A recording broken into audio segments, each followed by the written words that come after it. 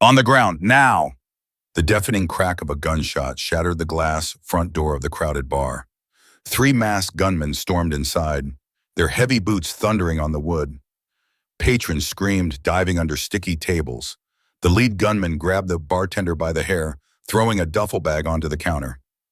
Open the safe, now! In the middle of the room, a young waitress stood frozen, her tray of glasses slipped, shattering across the floor. A gunman approached her, aiming his rifle at her chest.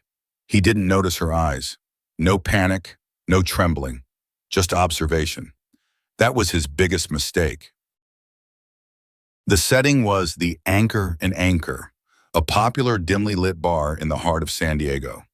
It sat perfectly between a quiet residential neighborhood and the massive gray gates of the local naval base. On a typical Friday night, the air inside was thick with the scent of hops, grilled burgers, and the electric hum of a weekend crowd. The music was loud, a mix of classic rock and modern hits that vibrated through the floorboards.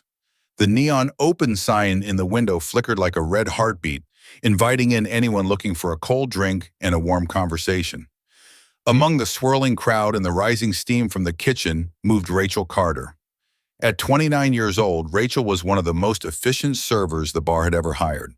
She worked the late shift weekends to supplement her income while she pursued her master's degree in structural engineering. To the regular patrons, the construction workers, the local teachers, and the younger sailors on leave, she was just a polite, somewhat quiet woman. She wore a simple black polo shirt, dark jeans, and sturdy work boots. Rachel was a woman of very few words. She didn't engage in the typical bar banter or gossip with the other staff members during their breaks. She worked with a terrifyingly fast precision, navigating the crowded room with ease. She moved through the narrow aisles between tables without ever bumping into a chair or spilling a drop of a drink. Some of the regulars found her a bit cold or detached, perhaps even a little intimidating in her silence. The head bartender, a talkative and friendly guy named Mike, often teased her during the slow hours of the afternoon. Mike liked to consider himself a good judge of character, but Rachel was a puzzle he couldn't solve. "Rachel, you're like a hawk," Mike would say, leaning over the counter while wiping down a pint glass. "You don't just take orders. You scan the room like you're looking for a fugitive. Relax a bit, will you?" Rachel would usually just offer a small, polite smile that didn't quite reach her eyes. She would then go back to organizing her napkins or checking her section. She didn't explain herself. She didn't feel the need to. While she served drinks and cleared plates, her eyes were constantly in motion. It was a reflex she couldn't turn off, a remnant of a life she had left behind but could never truly forget. She noted the position of the heavy oak front doors and the weight of the hinges. She counted the number of people sitting near the fire exit in the back corner. She registered the exact timing of the streetlights outside. She even noticed the two men sitting in the back booth who were drinking only water and looking at their watches every 5 minutes.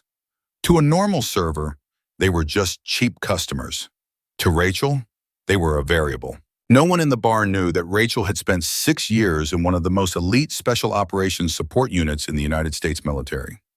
She had been a ghost in the machine, working alongside Navy SEALs. She had been trained to operate in environments where one wrong breath or one misplaced footstep could mean the difference between life and death. She had survived heat, cold, and the crushing weight of secrecy. In the civilian world of San Diego, Rachel felt like a shadow. She liked the anonymity of the service industry. She liked the fact that no one here asked about the thin, jagged scars on her shoulder blade. She liked that no one knew the reason she always sat with her back to the wall when she ate her dinner. Many veterans choose this path, the path of quiet, ordinary lives where the stakes are low and the noise is manageable. They don't wear their service on their sleeves like a badge of pride.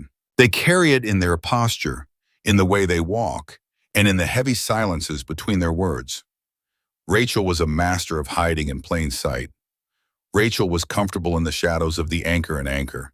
She was content to be underestimated by the drunk sailors and the arrogant businessmen who tipped poorly.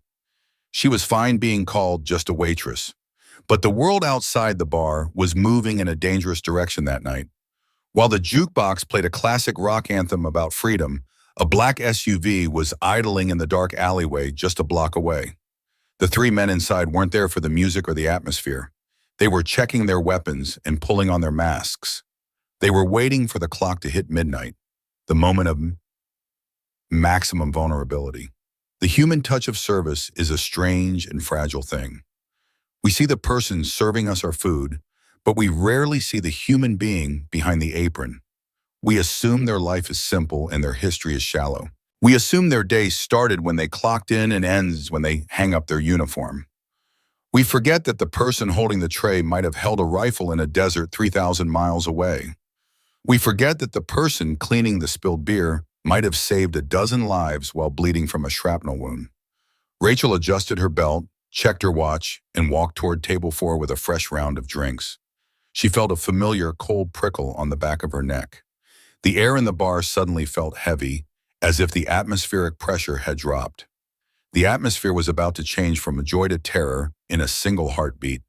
If you have ever judged someone based only on their call or appearance, type "it is unjust."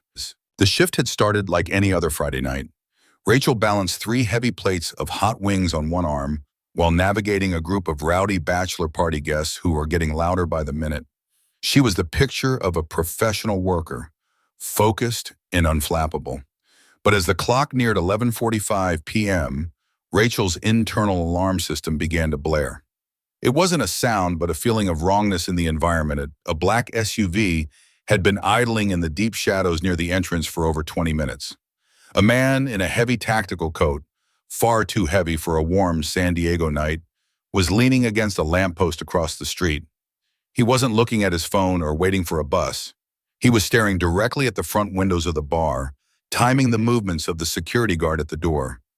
Rachel's brain immediately flipped a tactical switch. The waitress was still smiling at her customers and taking orders for more fries, but the operator was already calculating the angles of fire and the nearest points of cover.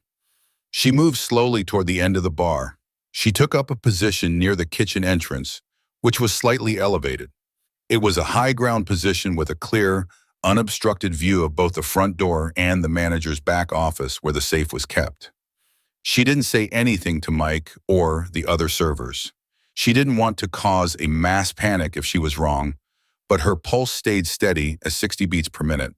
She prepared her mind for a hostile contact scenario. Then the world exploded. The front doors didn't just open. They were kicked off their hinges with a violent force that sent wood splinters flying into the faces of the people sitting nearby. 3 men exploded into the room like a physical wave of shadow. They were wearing dark tactical vests over black hoodies, with thick balaclavas obscuring every feature of their faces. The lead man stepped into the center of the room and fired a short-barreled shotgun into the ceiling. The roar of the blast was deafening in the enclosed, wooden space. The smell of sulfur, burnt powder, and drywall dust filled the air instantly, stinging the eyes of the terrified patrons. "On the ground, now! Don't move, or you're dead!" the leader roared, his voice distorted by the mask and the adrenaline. The music died instantly as Mike scrambled to hit the emergency kill switch behind the bar.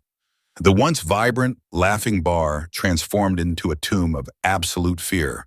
People shrieked in terror, falling over their chairs and pressing their faces into the beer-stained floorboards, praying they wouldn't be the first to die. Rachel dropped her tray.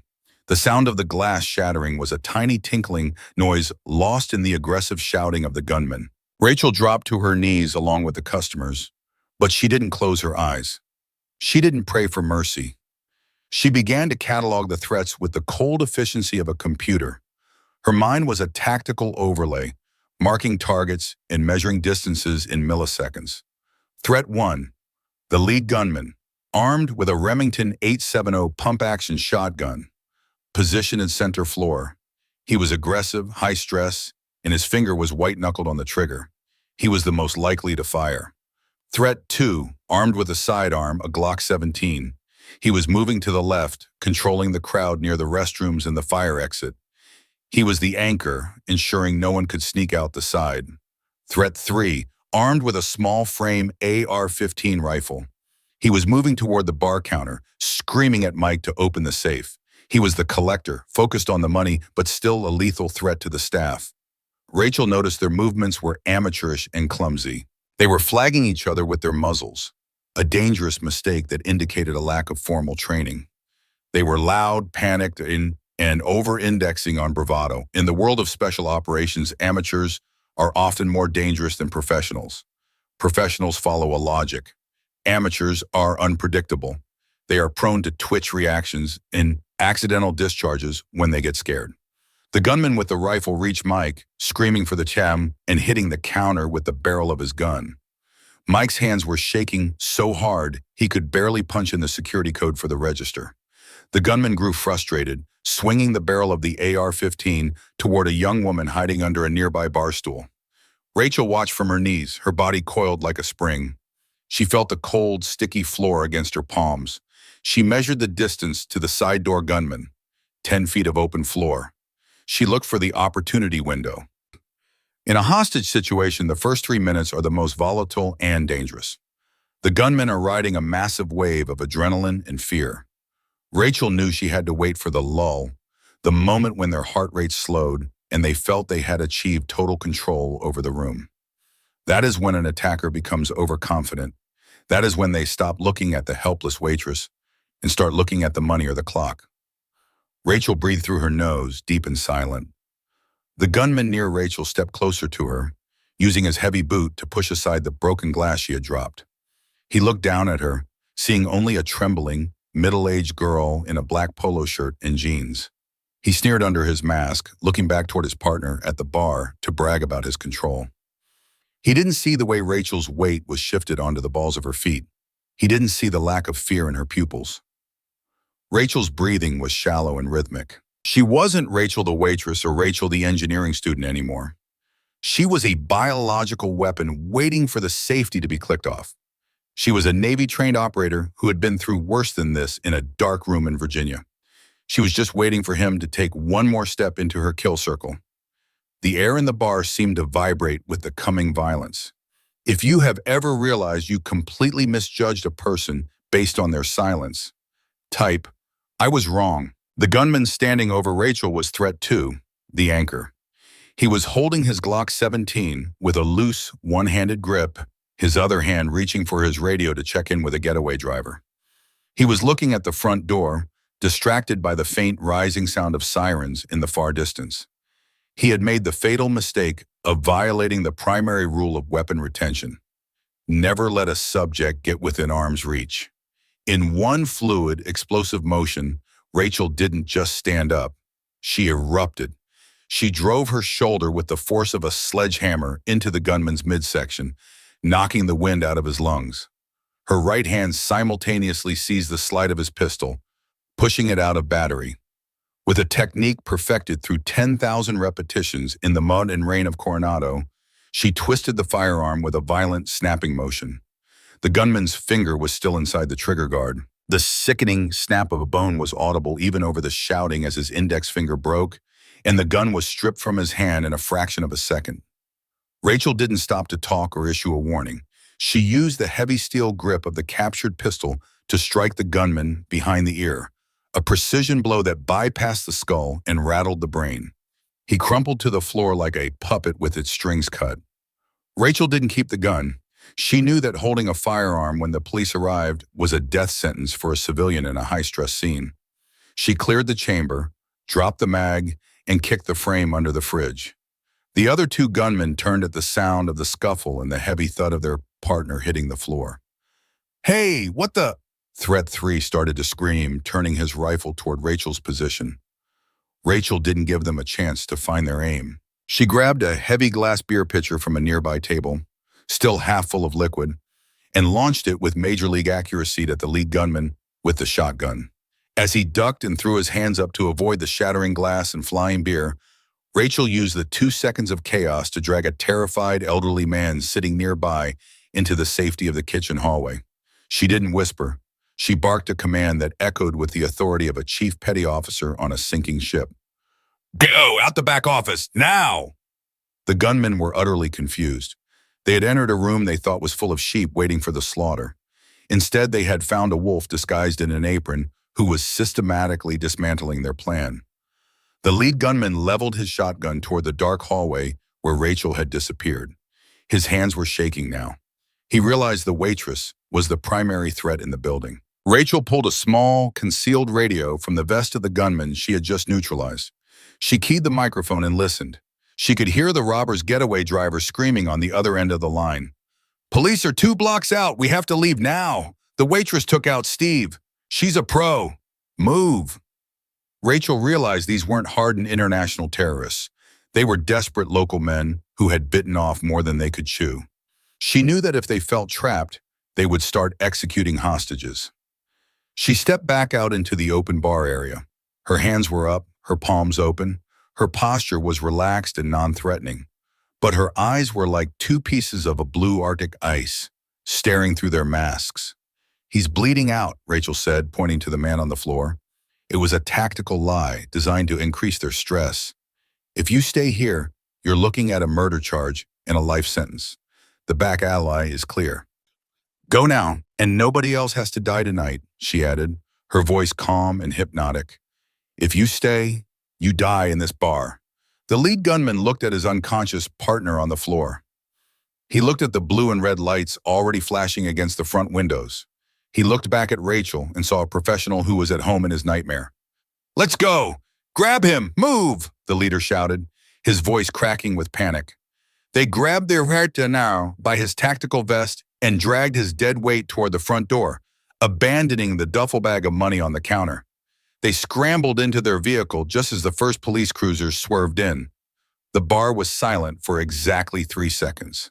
The smell of gun smoke lingered in the air. Then the screaming and the sobbing began again, as the reality of what had almost happened hit the survivors. Rachel didn't join in the emotional collapse. She walked behind the bar, grabbed a clean white towel, and began to help Mike, who had fallen into a state of catatonic shock, staring at the shotgun hole in the ceiling. 20 minutes later, the bar was a brightly lit crime scene. Yellow tape cordoned off the broken glass and the spilled beer. A swarm of San Diego police officers and detectives were taking statements.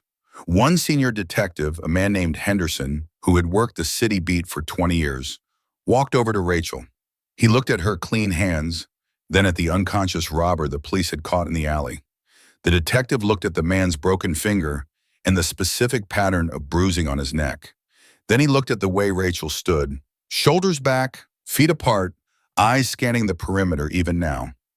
"That's a very specific takedown, Ms. Carter," Detective Henderson said, lowering his notepad. "I've seen that move in the advanced hand-to-hand manuals at the base. Who did you say you worked it for again?" Rachel took a long breath. She knew her anonymity was gone. She knew she couldn't hide the training that was etched into her muscle memory. "Special Operations Support, Group 1, she said quietly, her voice barely audible over the chatter of the radios. The detective's eyebrows shot up to his hairline. "A SEAL medic? You were on the support teams for the teams?" Rachel simply nodded. "I was support personnel. I was just doing what needed to be done to keep the room stable, Detective. I'm sure you understand." The people sitting nearby, the ones who had called her cold and just a waitress for months, stared at her in a stunned, reverent silence. They realized that a war hero had been bringing them napkins for a year. Rachel didn't look at them for approval. She didn't want their thanks. She was already looking at a small, jagged cut on Mike the bartender's hand that was dripping blood onto the floor. "Mike, stay still," she said, her medic voice taking over. "I've got the trauma kit. Just breathe. If you have ever owed a debt of gratitude to someone who quietly protected you, type, 'I am indebted.'" The threat of the gunmen had passed, and the police had the perimeter secured, but the danger inside the anchor was far from over. Adrenaline is a powerful and deceptive drug. When it floods the body, it masks pain and keeps the heart pounding. But when the adrenaline finally leaves the system, the physical and emotional toll can be devastating, especially for the elderly. As the police were beginning to lead the shaken witnesses outside to the waiting ambulances, a sudden heavy crash echoed from the back booths. It wasn't a gunshot this time. It was the sound of a body hitting the floor. An elderly man named Mr. Thompson, a regular who had sat in the same corner booth every Friday for 10 years, had collapsed. His face was a terrifying, sickly shade of gray, and his eyes were rolled back in his head. His wife was screaming, her voice raw with grief. "He can't breathe! George, someone help him, please!" The remaining crowd began to push and shove in a panic, trying to see what was happening. The police officers were busy with the crime scene and the evidence. The paramedics were still 2 minutes away. They were stuck in a traffic jam caused by the police blockade and the rubbernecking crowds outside. Rachel didn't wait for a command or a request. She grabbed the bar's heavy-duty first aid kit and sprinted across the floor. "Clear a space. Get back. Give him air," she commanded. Her voice was like a whip, cutting through the hysterical chatter of the crowd. People moved instinctively, recognizing the tone of a leader. Rachel knelt beside Mr. Thompson. She checked his carotid pulse with 2 fingers. It was thready, irregular, and then it stopped completely. He was going into a massive cardiac arrest triggered by the stress. "Mike, get the AED from the wall near the restrooms, now," she yelled, never taking her eyes off the man's face. Rachel began chest compressions immediately. Her movements were rhythmic, powerful, and relentless. She wasn't a waitress in a San Diego bar anymore. She was a combat medic back in the field, under fire.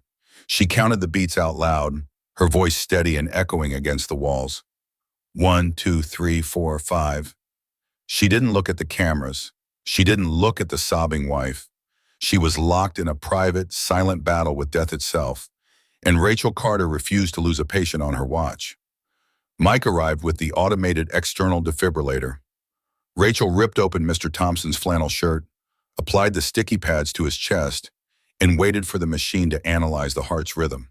The machine's robotic voice filled the quiet bar. "Shock advised. Stand clear." Everyone backed away.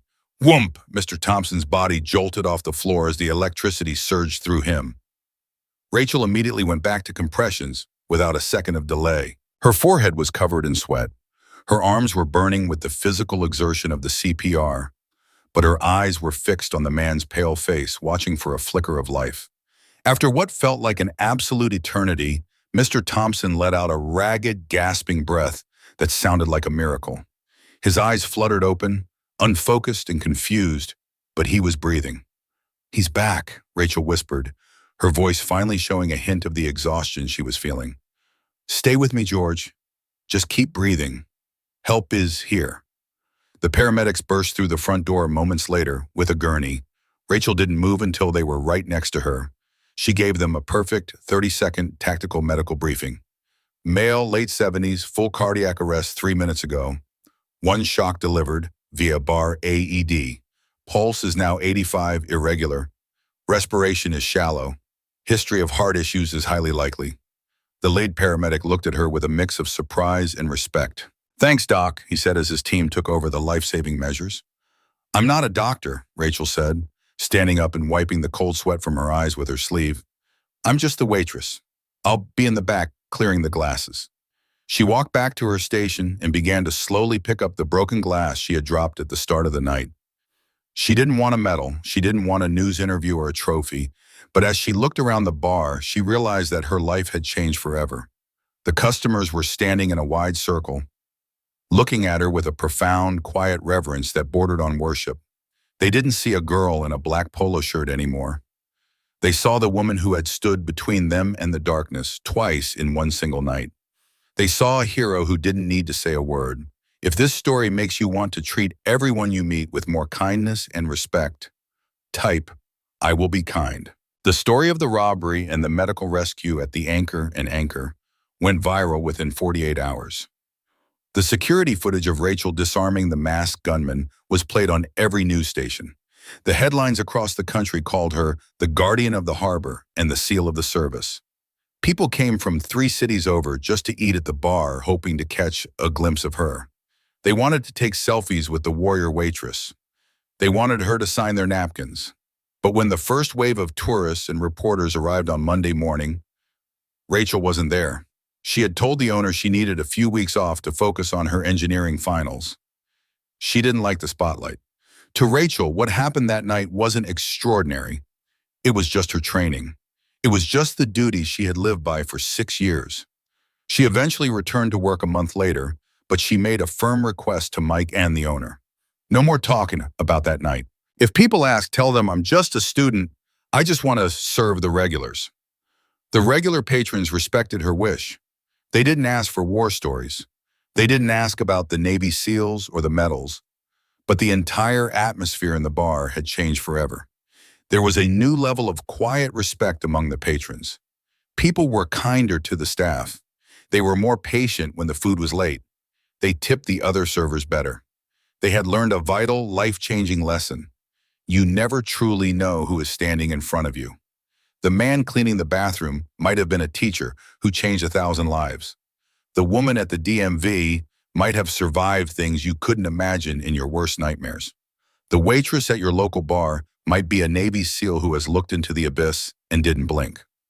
Rachel Carter eventually finished her degree and moved into a successful career. She became a high-level civil engineer and helped build bridges, schools, and hospitals across the state. She never stopped observing the exits. She never stopped scanning the room for threats. But she also started to talk a little more. She shared small stories with Mike over a cup of coffee. She let a few people in, showing them the human heart behind the tactical armor. True strength doesn't need to shout to be heard. True courage doesn't need a trophy or a social media post to be real. It is found in the person who does the right thing when no one is watching. It is found in the person who stands their ground when everyone else is running for cover. Rachel Carter showed the world that a hero is anyone who chooses to stand up for others. The next time you walk into a store, a quiet bar, or a clinic, look at the people working there. Don't just see their uniforms or their name tags. See their humanity, acknowledge their dignity. Because sometimes the most ordinary-looking person is the one who will save your life when the world falls apart. Rachel Carter never asked to be a hero, but she was one in every sense of the word. She was the silent operator in a world of noise, a reminder that the strongest hearts are often the quietest. Strength is not the absence of fear, it is the mastery of it. Rachel Mitchell stayed true to herself, a warrior in the shadows and a healer in the light, and that is her true legacy. If you believe that the most ordinary people are often the most extraordinary, comment, respect. And don't forget to subscribe to the channel SN Touching Stories for more powerful, true, and inspiring stories about the heroes among us. Thank you for watching.